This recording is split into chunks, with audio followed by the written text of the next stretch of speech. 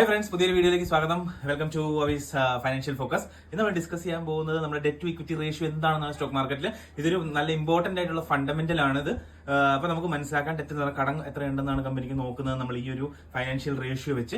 ഇനിയിപ്പോൾ debt to ഇക്വിറ്റിയുടെ formula എന്താണെന്ന് വെച്ച് കഴിഞ്ഞാൽ total debt divided by total equity എന്ന് വെച്ചാൽ എത്ര കടങ്ങളുണ്ടോ കമ്പനിക്ക് അതിനെ നമ്മൾ ഇക്വിറ്റിന്ന് ഡിവൈഡ് ചെയ്യും. ഇനി ടോട്ടൽ ഡെറ്റ് എന്ന് പറയുമ്പോൾ അതിൽ എന്തൊക്കെയാണ് ഉൾപ്പെടുന്നത് വെച്ച് കഴിഞ്ഞാൽ നമുക്ക് അതിൽ ലോങ് ടേം ബോറോയിങ്സ് വരും. എന്ന് വെച്ചാൽ ഒരുപാട് നാളത്തേക്കുള്ള കമ്പനി ആരെങ്കിലും ബോറോ ചെയ്തിട്ടുണ്ടോ, കമ്പനി കടം വാങ്ങിച്ചിട്ടുണ്ടോ, ഇനി ഷോർട്ട് ടേം ചെറുതായിട്ട് കുറച്ച് നാളത്തേക്ക് കാലയളവിൽ ഇത് വാങ്ങിച്ചിട്ടുണ്ടെങ്കിൽ, ഡെറ്റ് വാങ്ങിച്ചിട്ടുണ്ടെങ്കിൽ നമ്മൾ അതും വരും ഇതിൽ. അത് പ്ലസ് ചെയ്യാം. നമ്മൾ അതാണ് ടോട്ടൽ ഡെറ്റ് എന്ന് പറയുന്നത്. ഇനി ടോട്ടൽ ഇക്വിറ്റി എന്ന് പറഞ്ഞു കഴിഞ്ഞാൽ നമ്മുടെ കറന്റ് അസറ്റ്സ് എത്രയുണ്ട് നമ്മുടെ സമ്പത്ത്, അതിനെ നമ്മൾ നമ്മുടെ ബാധ്യതകളായിട്ട് മൈനസ് ചെയ്യും, മൈനസ് ടോട്ടൽ ലൈബിലിറ്റീസ്.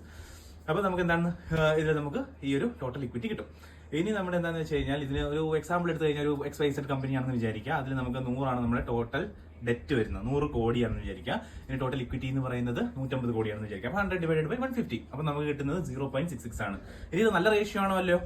എങ്ങനെ അറിയാം? നമുക്ക് ഡെറ്റ് നോക്കും. ഇവിടെ ഓൾറെഡി ഡെറ്റ് കടം കുറവാണ്. എന്ന് വെച്ചാൽ 100 കോടിയുള്ളൂ, 150 കോടിയാണ് ഇക്വിറ്റി വരുന്നത്. അപ്പോൾ ആ സമ്പത്ത് കൂടുതലാണെന്ന് അതിന്റെ അർത്ഥം നമുക്ക് നല്ലൊരു പൊസിഷനാണ് കമ്പനിയുടെ.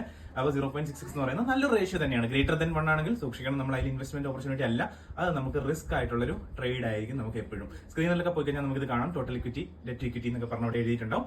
അത് കാണുമ്പോൾ തന്നെ മനസ്സിലാവും. അപ്പോൾ ലെസ് ദൻ 1 ആണെങ്കിൽ നല്ലൊരു ഓപ്പർച്യൂണിറ്റിയാണ്. Thank you so much.